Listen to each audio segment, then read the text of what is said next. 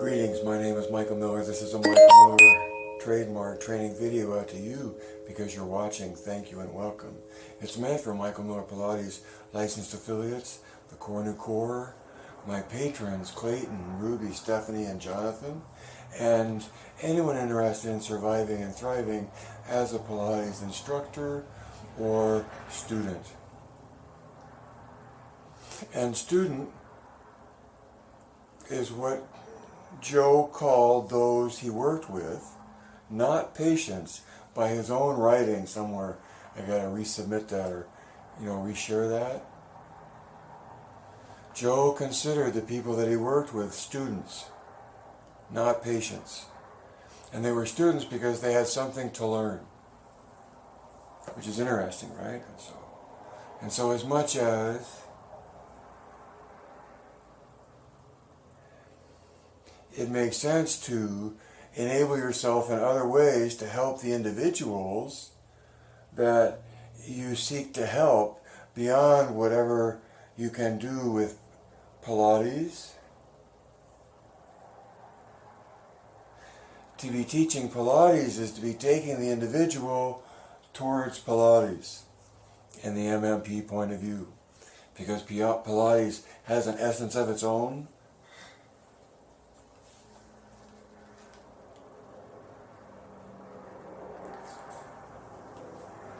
Three things on today's list of topics, titles. I consider them: know your costs, C-O-S-T, know how much something costs in terms of surviving as a Pilates instructor, and adding 2 and 2. I say at the end of every broadcast, part of adding 2 and 2 is to know your numbers, and the first numbers to really know are how much something is costing you, so that you know how much you have to charge to make a profit, right?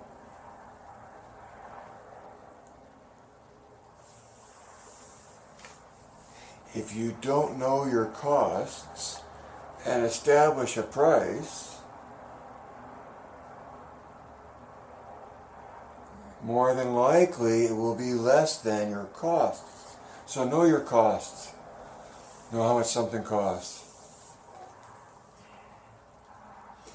Have Quicken on your phone and be able to take information from your bank to organize through Quicken so that you can pay your taxes, because paying your taxes is the most important thing and something to be embraced in terms of when you know your costs and you're keeping track of your numbers. You want to pay your taxes and have confidence in having done so. Number 2, I need a tuning fork. I don't have one right now. When you strike a tuning fork, doing Pilates is striking a tuning fork. Well, what does that mean and where does that come from? And, well, a tuning fork, when you strike it, emits a sound, right? It emits a tune, and it's doing that how? By vibration.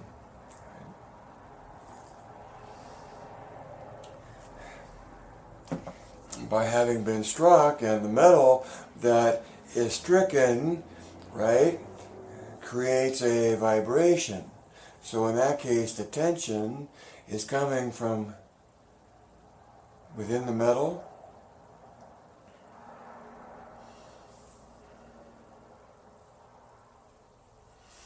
The point, there's so many ways to go with this. When you strike the tuning fork, the sound that it emits fades, because the vibration fades, because the tension is lost between the what was created that diminishes over time. Right? And the effect of Pilates diminishes over time. It's like, well, I did Pilates once and that was 5 years ago.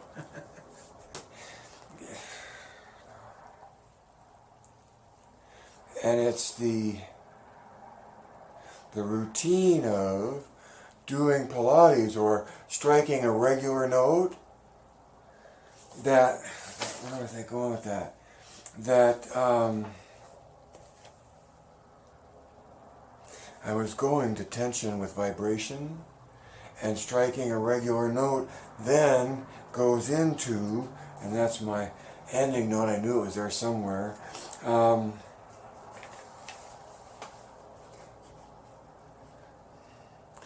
tension you get to vibration. One way of looking at it, right? Just commenting, not talking about factually everything the way it has to be. But for tension to exist, now I need some kind of guitar or violin or something. But there has to be tension for there to be a note, right? For there to be sound, for there to be vibration.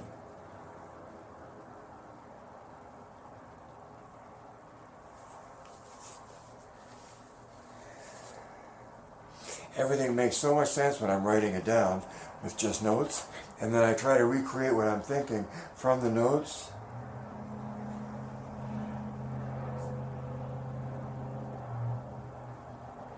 Okay.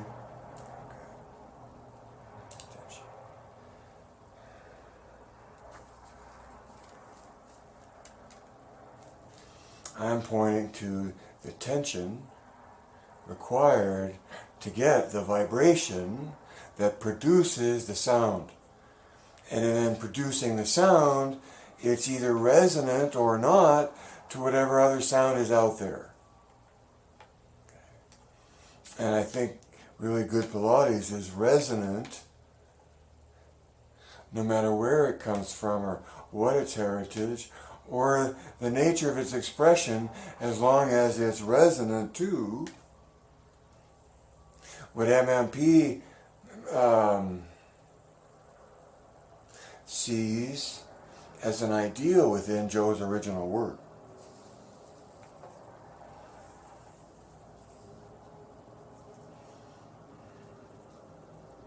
So, I'm late today because I watched a live broadcast of Regan at Village Pilates demonstrate the full reformer. Would be a good way to say that. The full reformer. Like there's the full mat, there's the full reformer. Yes, parts of it are advanced, but by saying that it's the full reformer, you're saying that it's meant to be a complete expression of the reformer sequence, I would say. I guess that boils down to, yeah. So, in terms of number 3, reformer reflections.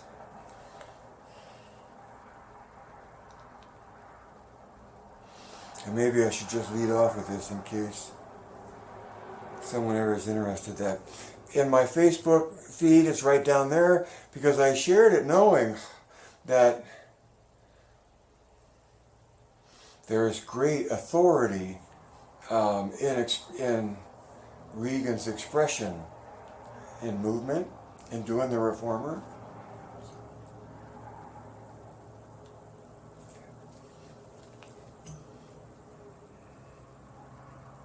In her expression, it goes from footwork and hundreds with the same springs to then making a spring change to pursue the overhead. And the only reason that sticks out to me is that it was such an abrupt shift of the development of energy it would take to do what comes next, to make a spring change, that I would explore making the spring change from whatever you're using in footwork to whatever you're going to use in the overhead and therein, right, thereon, so that you can finish your hundreds and make a direct transition into the overhead.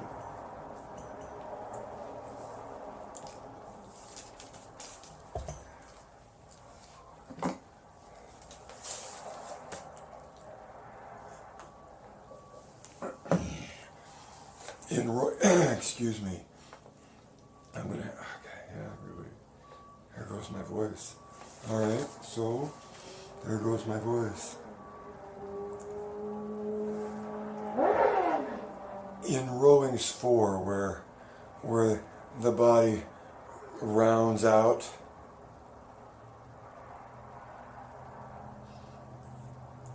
I want to see coming right back to shoulders before the reach of the arms and up.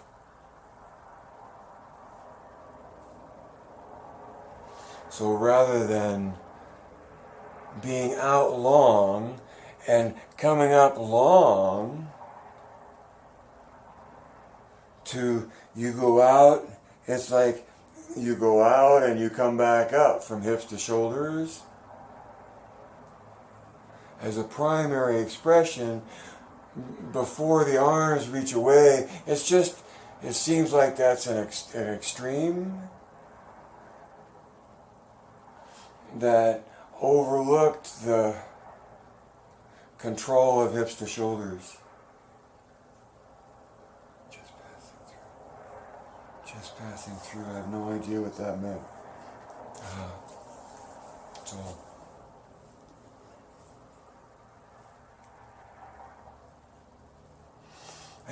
What did I come to see? I came to see that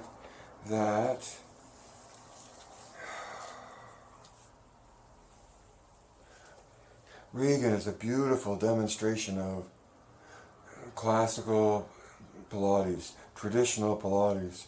The whole reformer sequence is got to be intact as it stands for at least 20 years or more. Okay? If you went to Google Play and got reformer Michael Miller Pilates and compared my list of exercises that show in pictures to that performance of exercises, I think you'd find an amazing resonance between them. And that matters because this whole thing about making vibration and resonance goes beyond just performing the exercises that are in the performance. Reformer reflections. Man, I am way more scattered than I thought I would be.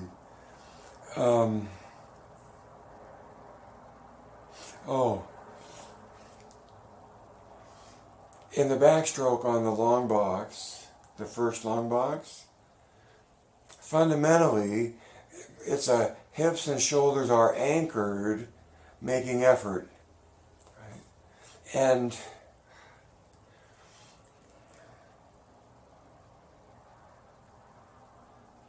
it's great to see what the backstroke looks like in an ending where the shoulders lift off. But to me, fundamentally, I would want you to recognize that in the first position of backstroke, hips and shoulders are anchored. And then the teaser that comes after that is where the shoulders come unanchored. And you anchor then from the one contact point at the hips.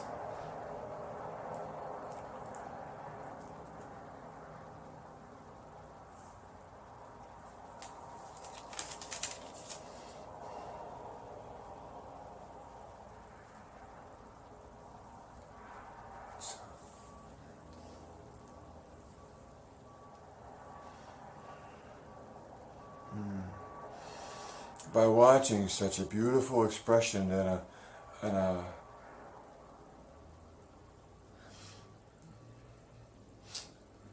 a performance of a sequence that I'm familiar with,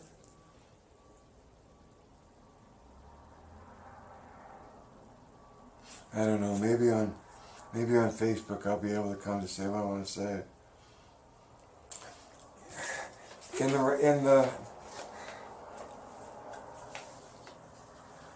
on the long stretch.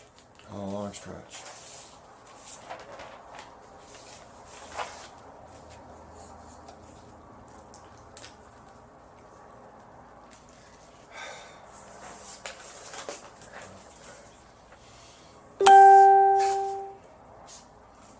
Long stretch, long stretch.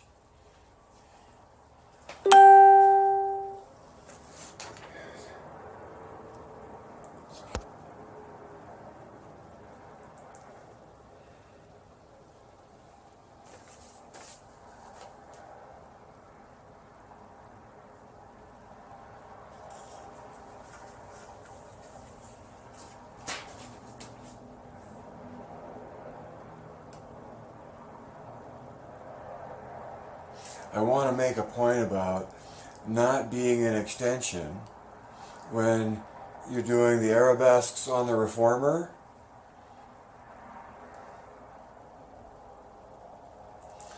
Because you're after holding 3 points on a smooth curve, your head, your shoulders, and your hips, with whatever you're doing with from your leg out. Even if it goes into extension,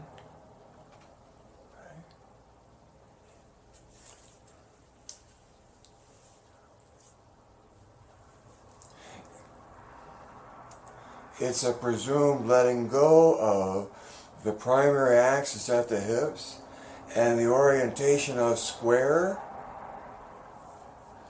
that one is trying to build strength in, going toward the purity of the expression.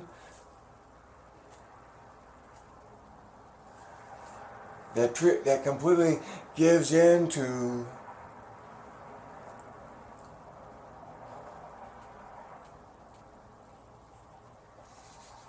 the opposite direction of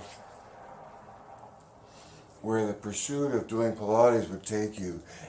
Especially because what you're after is maintaining the strength of 3 points on a curve, shoulders, or hips, shoulders, and ears, and that they're all involved with each other eccentrically.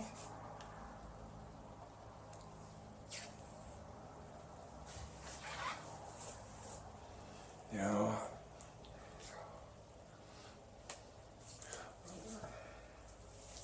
one of the things I saw so clearly in watching Regan's performance is how much Pilates is whole body plus the legs, the arms, and the head. And so far as the head, I gotta go do this to Facebook because I'm never gonna get it out twice. Life can't live forever. Read between the lines, see behind the curtain. Come watch the Facebook broadcast of today's date at Michael Miller. It's not Michael Miller Pilates, it's Michael Miller is where I connect to go live broadcast. Well, I can't, because life can't live forever. Read between the lines, see behind the curtain, evaluate points of view, and then add 2 and 2 for everybody's sake, for clarity's sake, for your ability to have the kind of effect you want to have. Don't sell yourself short is the phrase that comes to mind for me on that.